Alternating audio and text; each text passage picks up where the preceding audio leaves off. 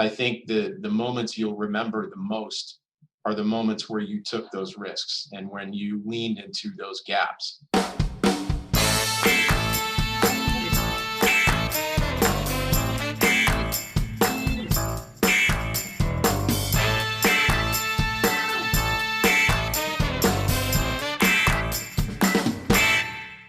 Okay, welcome back to the Marketing Playbook presented by Details Interactive. Here you'll take away 3 game-winning marketing plays every episode to take back to your team. I'm your host, Mark Friedman, and my career has been focused on direct-to-consumer marketing, direct mail, physical retail, and digital commerce. This is episode number 35, and today's guest is Mike Dupuis. Mike is a senior digital and marketing strategist with over 15 years of experience in 360 brand development that has resulted in significant business and overall growth for companies including American Eagle Outfitters, The Children's Place, and PVH.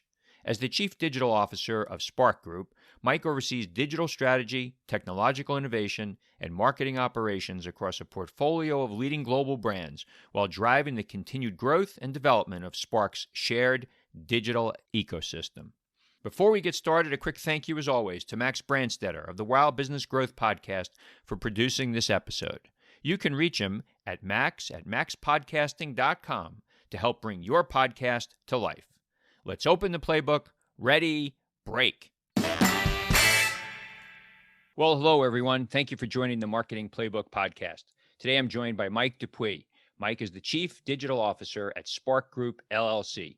SPARC Group LLC is a joint venture between Simon Property Group, a preeminent retail real estate company, and Authentic Brands Group, a global leader in brand development. Mike, welcome to the show. Thanks, Mark. I'm glad that you were able to make some time. We're recording, mid-April 2021. We're kind of, it seems, coming out of the pandemic. How are you and your family doing? Everyone's doing great. Thank you for asking. Healthy and looking forward to a return to the new normal. Yeah, that's great. Well, I feel like I know you forever. I think I do know you forever through the industry, but as you and I have kidded around, we've never actually been in the same room at the same time. I had the opportunity to work for you on a project over the last year at Brooks Brothers in an interim role. It was great to get to work with you, and I'm glad that I had that opportunity. Yeah, it's been great connecting with you over the years on different projects and just being a soundboard for one another and the work and the effort that you put forth in helping us through the early days after the Brooks Brothers acquisition was tremendous. So we greatly appreciate your help there. Well, thanks. So, as I like to start these shows, what is there about Mike Dupuis that you might say yourself is remarkable? Wow. Okay, that's an interesting question. I'm not sure. Maybe this isn't my most comfortable thing to talk about myself, but I think I could start with a bit of my background. I grew up about an hour north of New York in Westchester County. One of 4 kids within 5 years of each other. Tight knit group of siblings. Father was an attorney in the city. My mother was a hospital administrator, ran hospitals for the majority of her career. We were latchkey kids in the late 70s and early 80s. And, that's a little bit about me. Okay, thanks for sharing. We find, oftentimes, especially when I'm talking to entrepreneurs, that they have this story about, their family.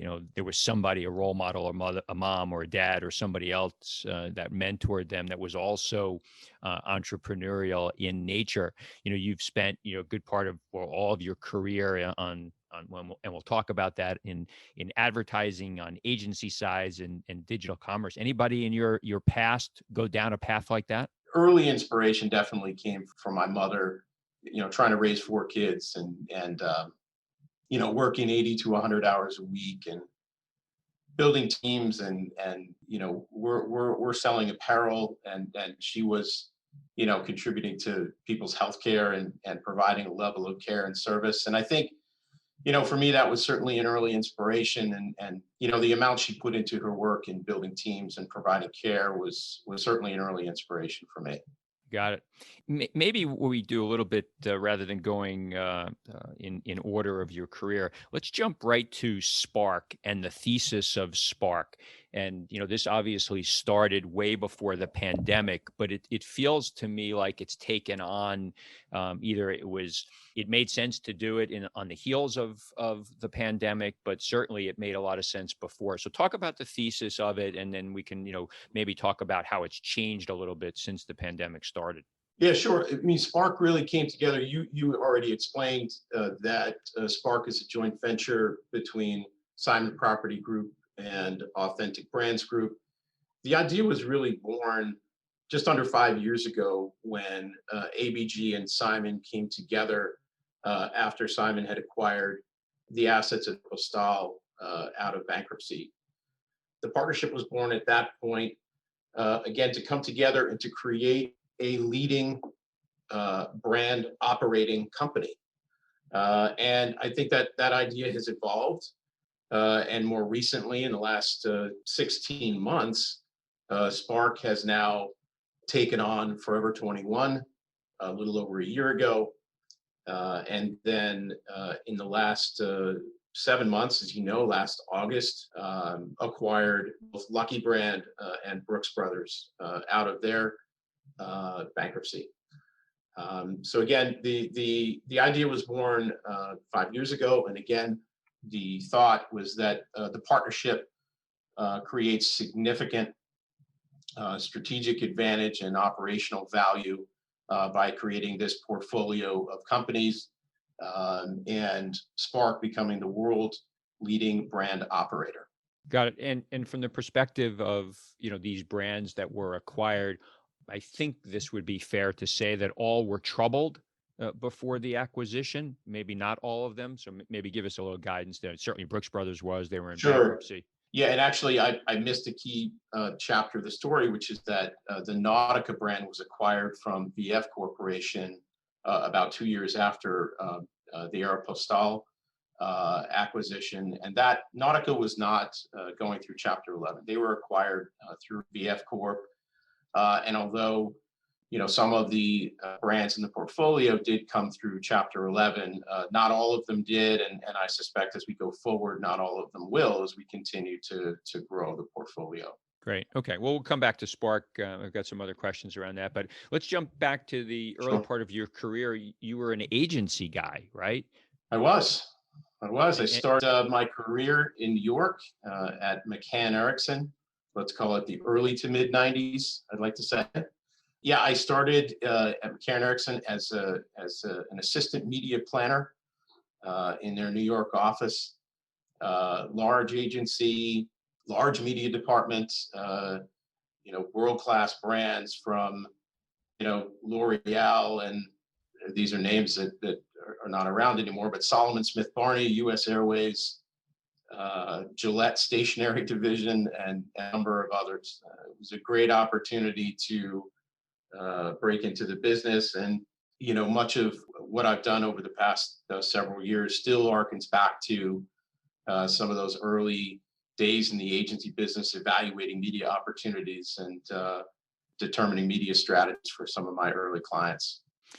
that's such an interesting part of you think of how things have changed from back to the traditional media that you were working on to today, where we have got all of these different digital media challenges. Yet one of the still the most pressing problems that these businesses face, and I always call it the A word, attribution. How do you know where you're right, what the right media mix is? And I realize that could be an entire book, but as you sit in your role, and we'll talk about what your role is, how does one in this day and age with so many opportunities, so many options to invest marketing dollars, how do you kind of determine what that right spend level is for each of those channels?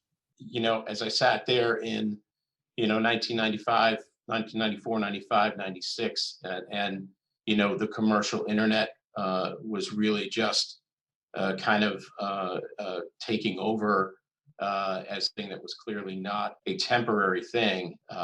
One of the things that drew me to that was sort of a version of the question you're asking now, how do we evolve this practice? How do we evaluate these opportunities and present them to our clients in a confident way, knowing that it would move their business forward?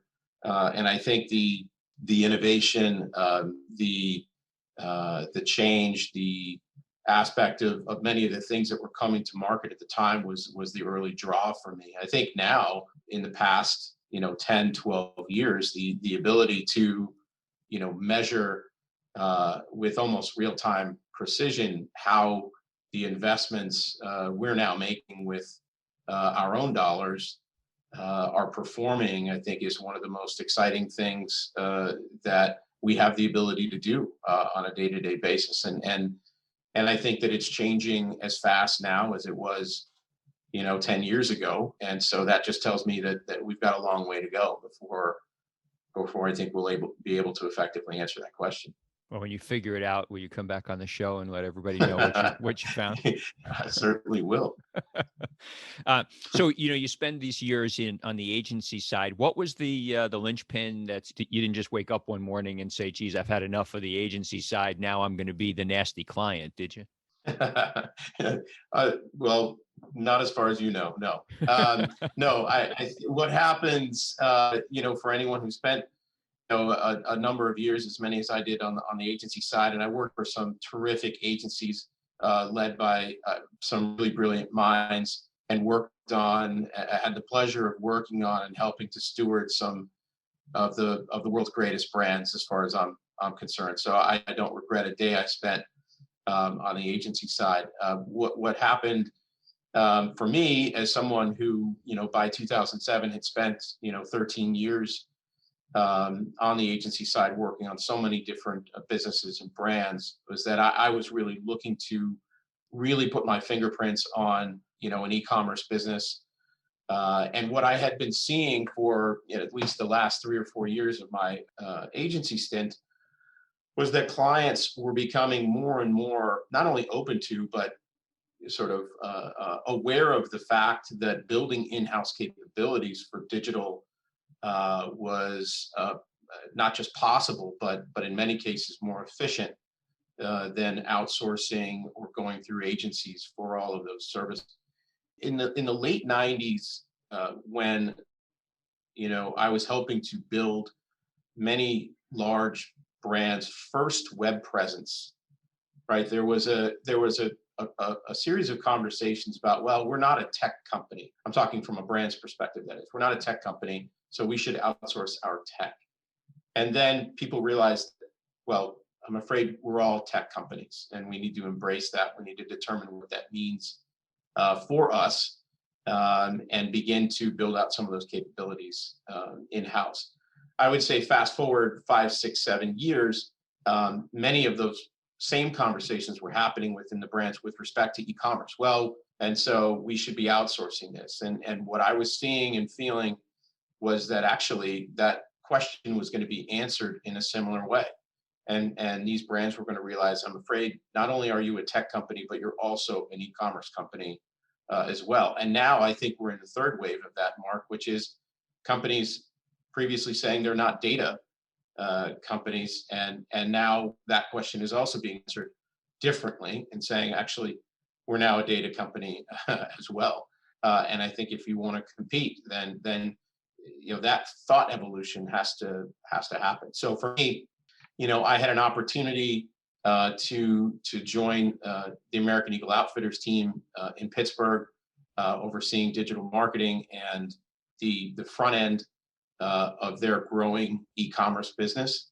They had seen quite a bit of success before I arrived, and thankfully, and I'm very thankful for the time I spent there, and that it didn't take me too long to come to the realization that building those capabilities in-house was not only achievable, but was the best combination of factors for me personally. Great. That's great. I think your point about data is so true. And it's funny because we've talked about big data for so long, but yet, when I see in my consulting journey or in different businesses that I've been an employee of, how they use the data, getting the data into a orchestrated and consistent format so that you can actually help have the data make management actionable decisions still seems to be a struggle. And I know, you and I spent a bunch of time talking about that, and, some of this older legacy iron, if you will, that supported data and databases, and now some of the newer stuff that's available. So I think that's a great call out. You mentioned tech. And these businesses not necessarily being tech companies. How do you deal with this whole shiny new object, from a feature and function perspective? You're getting tens and hundreds of reach out from companies all the time. How do you distill down to what you really need? Yeah, it's a great question, there's never been a time where I've received more outreach. It does get overwhelming at times. I think what I would say is that there's ends of the spectrum, right? You certainly don't want to close yourself off to not only understanding what's out there, but how the landscape is shifting, and open your eyes and ears to new ends in various categories, right? But on the other end of the spectrum, if sort of you become a serial tester, then that not only drains resources but focus as well, and that can be tough. And I've seen teams and brands run into challenges when that becomes the case. I think the best answer I can give is that put yourselves in a position to be constantly evaluating, even if that means you're more often than not parking something in a to be determined bucket versus yes, let's pilot or let's move forward type of bucket. And I think we're getting better and better at being able to do pretty efficient evaluations, not only of new entrants, but frankly, ongoing evaluations of our own roadmap, given the shifts in the landscape that we're seeing. All right. So you were at American Eagle. You leave there and you go to The Children's Place. I had an opportunity to a couple of things. When we left American Eagle in Pittsburgh, my wife and I certainly consider the New York area home, and so the opportunity to return closer to home. Plus, it was an opportunity for me to be sort of the lead e-commerce individual inside the organization, including functions like merchandising and planning, which I had not overseen previously. And I had the opportunity to work with really an exceptional team, again, at a time when we experienced really incredible growth in the digital space, and certainly through commercial e-com. But at the time, I also had an opportunity to be part of the early digitization roadmap for the Children's Place, which included laying the groundwork for omni-channel programs that they would launch years later. So in these various brands, I imagine, and because you've been at this a while, that's not a dig on your age, Mike. Um, It's okay. you've seen lots of different structures, kind of, from the perspective of, do you have silos? Are there no silos? Is it omni-channel? Is it multi-channel? Can you talk a little bit about how you've seen the evolution in the businesses you've been involved? Yeah, it's a great question, and I would say in the earlier days, early 2000s, what you saw within many brands and retailers was that the e-commerce teams and the digital teams were sort of incubated as somewhat separate from the rest of the organization, and I think that was important to allowing something that operated and looked and felt different from the rest of the organization to sort of germinate and grow. I think in the late 2000s, you saw many of the leaders in the space begin to, as omni-channel began to emerge as a concept, and the businesses became a more important and more significant portion of total sales. And you saw more integrated omni organizations, if you will, start to emerge. What's been interesting is that, fast forward 10 years later, and there are still very successful examples of both, where there are digital and e-com organizations that still operate as entities of themselves, and those that have evolved into more sort of channel-less environments, now that e-com is contributing 20, 25, 30% of total sales. It's interesting because I had the same kind of perspective, that we're moving towards, this cohesive, multi-channel, omni-channel, and then the Saks deal happens. And, I don't know how much you know about it. I certainly don't know anything more than I read, and I understand, I think that, they're operating now as, a retail, kind of arm and a web arm. And the impetus behind that, I believe, was to gain investment, to gather investment to really drive the digital business. What do you make of that? I think it's a very interesting development. Certainly, something that we saw and are paying close attention to, and it'd be very interesting to see how that plays out. Okay, good. um, so continuing on the evolvement of your career, you go from the Children's Place and to Party City. That was the next stop, right? So Yes. tell us a little bit about that. That's a different business model, perhaps, than some of the other businesses. Very different business model. A lot of fun, as you can imagine. If you can't have fun in the party business, you can't have fun. But it was an opportunity for me to be chief digital officer for the first time, to go into a company that was private equity owned, pre-IPO, work with just a really sharp management team.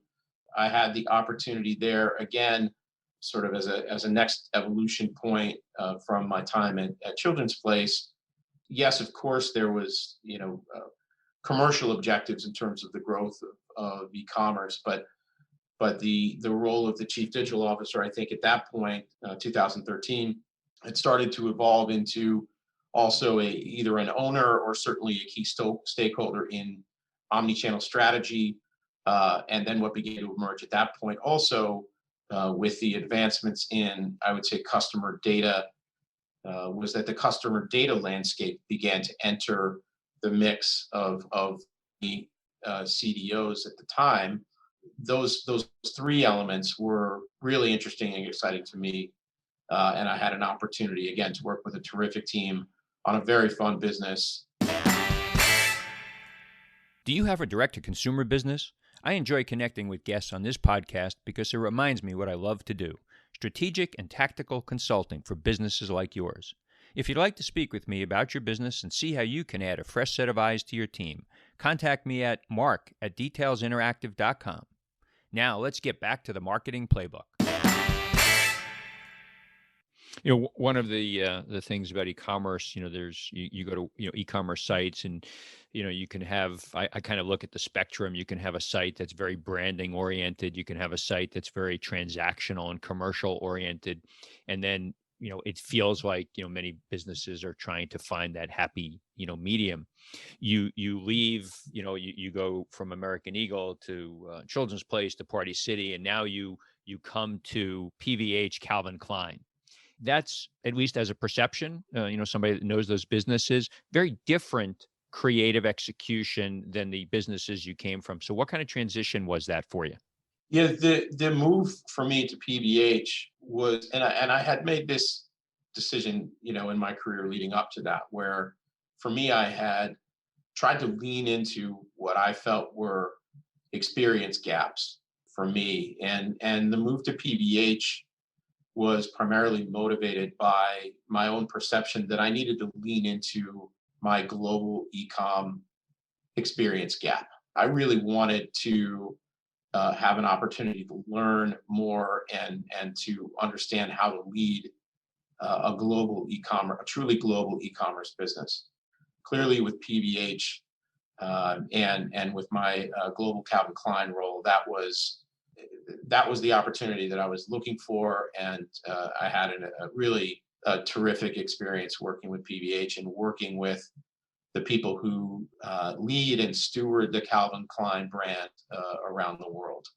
I had an opportunity to travel pretty extensively in Asia, South America, and Europe, meet with and work with the teams on the ground in all of those regions of the world.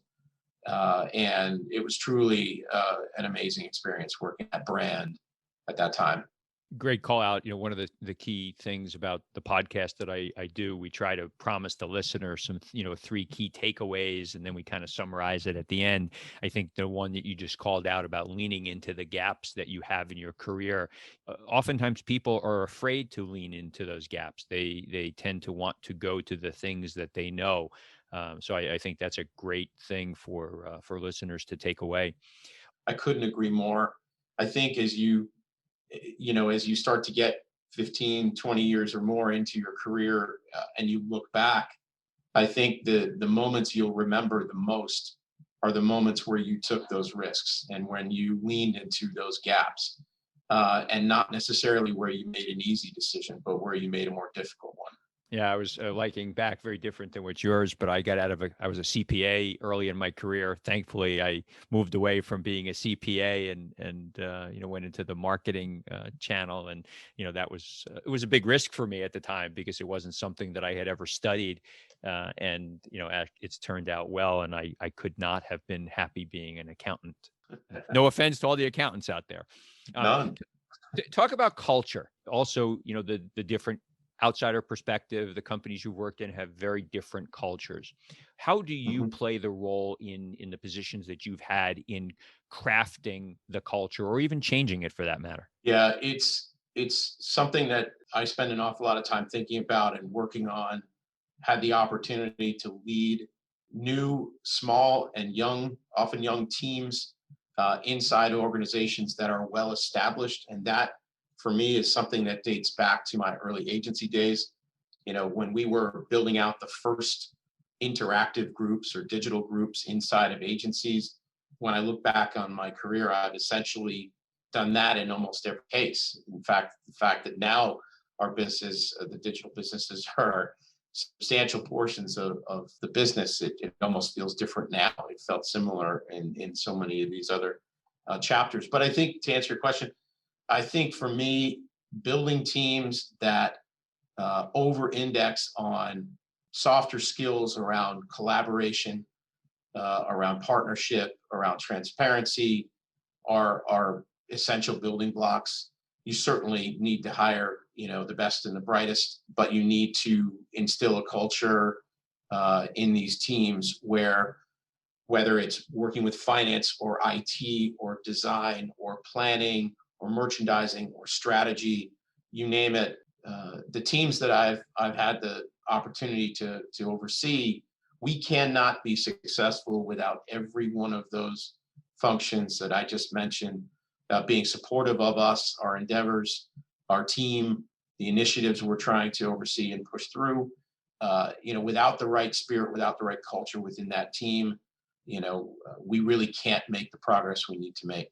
That's great. I talk to a lot of people, they have titles. I've talked to, a number of CEOs. And, one of the things that I try to, if I remember to ask, folks is, you have a title, Chief Digital Officer. What does that really mean? What do you do every day? So I've been a CDO a couple of different times, and I had a senior digital role at PVH as well. And I'm convinced that I'm not sure any CDO has precisely the same role. So I actually I like that about this role and how quick this space is moving. So to me that's a benefit, and I think we kind of need to be contortionists many times because you come into an organization and they're at various stages of digital maturity, and you need to lean in to those gaps in capability and accentuate the differentiators at the same time. But I think if I had to break it down, I would say foremost ownership of the commercial business being through digital channels is sort of job one. Growth, sustained growth, and profitability in the commercial businesses through digital is job number one. Number two, I would say, and for SPARC specifically, our vision is to build out a single set of tools and technology, a digital platform, if you will, that all of our portfolio brands ultimately will plug into, giving us opportunity not only to increase our speed within our digital roadmap, but also leverage our cost structure and enable the brands to be as agile and profitable as possible. And then third, I mentioned before the challenges and the future of customer data is the third area that I spend a lot of time on and am excited every day to work on the challenge associated with that. And similarly, our goal there is to build out a singular platform that the brands can operate out of, enabling us consistency and agility and speed. That's great. Good answer. And one of the things I was going to ask, but I think you just answered, kind of what's the mandate for your role at SPARC level? And, I think you covered that. So that's helpful. Thank you. So as I end these shows, we do a little 2-minute drill. I know you're a sports guy, so 2-minute drill, you get that. You ready? I hope so. Okay. A brand that you admire or that inspires you? I would say Patagonia. Okay. I admire their balance of commercial and community and activist agenda. I admire what they do. Great. The favorite app on your phone? Favorite app on my phone. I am a barbecue guy, and I have a Traeger grill, which for your audience, if you haven't looked into it, I strongly encourage. And I am not sponsored by Traeger, but they happen to have a mobile app, remotely turn on and adjust the temperature of my grill and whatever is inside it. But they have great content as well. And as the summer approaches, I can tell you I am warming up my Traeger app. All right. Well, I like brisket, so a little burnt ends. I'll be over, Mike. Okay. I have done it on the Traeger, and it is spectacular. All right. The last website other than Amazon that you shopped from? With 2 teenage kids, son who is into shoes, Nike.com. Okay. Something that you're not good at, but that you wish that you were? Crossword puzzles. Charitable organization. A charitable organization that you're passionate about? My wife and I, many years, have supported the Wounded Warrior Foundation, and I think it's a terrific organization, and we do our best to support what they do. We also do support a number of local community organizations within our community here in New Jersey, and we have a home up in the Adirondacks, and between lake preservation and other community organizations up there, that's what we like to support. Very nice. If you had one superpower, what would it be? Mark, if I had a superpower, it would be forgiveness. Okay. The power to forgive relinquishes anybody's power over you. And the last one, other than family, what's your most prized possession? But now I know it's got to be the Traeger grill. It's where the Traeger grill resides most of the time, which is up at our place in the Adirondacks. We have a place up on a lake there, and it is a priceless escape for us. Well, that's great. Mike, thank you for doing the show. I think you hit on a lot of really good topics for the listener. It's always been very easy to have a conversation with you. I've enjoyed those 8 a.m. talks that we had for many, many months, and kind of going through the things we needed to get done for the day. So best of luck to you and your family and the team at SPARC, and look forward to catching up with you soon. Mark, thank you very much. I appreciate it. That's it. Today's game ball goes to Mike Dupuis for coming on the Marketing Playbook. To me, today's 3 game-winning marketing plays were as follows. Number 1, as digital commerce has developed, brands have had to come to the realization that they're not only product development or marketing companies. Digital commerce has required them to reinvent themselves to realize that they must also be technology, e-commerce, and even data-driven businesses. As you develop your roadmaps, all of these capabilities must be considered. Number 2, Mike gave a good description of the culture that he tries to create and how he builds a team.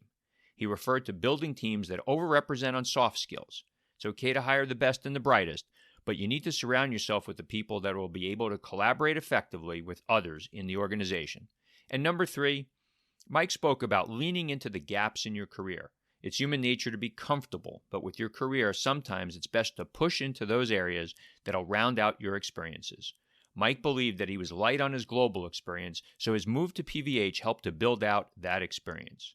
Do not be afraid to venture into roles that stretch your skills. Thank you, Playbook marketers, for listening to another episode. If you want to check out more pages of the Marketing Playbook, make sure to subscribe on your favorite podcast spot and leave us a 5-star review on Apple Podcasts. You can also follow us on Twitter at DetailsInteract and learn more at detailsinteractive.com. Until next time, the devil is in the details.